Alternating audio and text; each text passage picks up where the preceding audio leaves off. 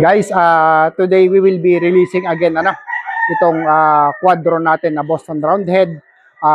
It is bound to Alitagtag, Batangas sa EJ and VJ Game Farm So maraming salamat sir sa pangalawa o pangatlong pagkakataon na nag-acquire kayo sa atin ng breeding materials So tingnan natin sa malapitan Ayan. So ito mga personal ko to na breeding materials. Actually isasalang ko na dapat kaya lang hindi tayo makahindi Hindi tayo makahindi. Ayan. Hindi tayo makahindi kaya ibibigay natin ito sa kanila So tingnan natin ito. Quadro ito Lahat ito Boston Roundhead. Ayan.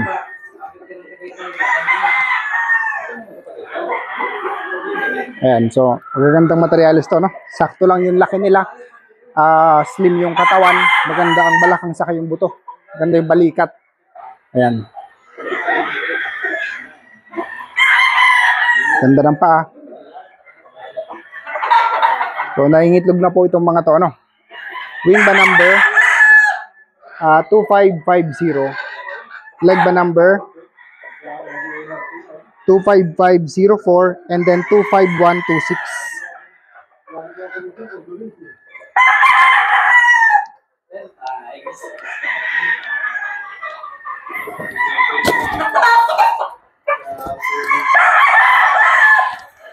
Ito pa yung isang pulit uli na Boston Roundhead.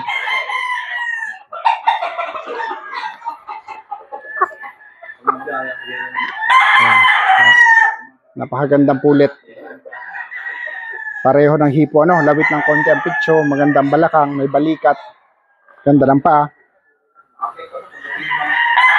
Wing ba number 25532. Leg ba number 25749, 25252. Ayan.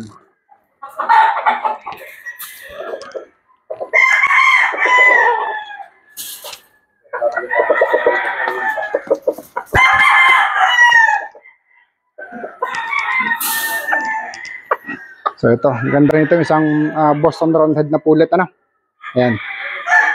Para sang hipo medyo malaki lang ito ng konti. Ganda ng paa. Ganda.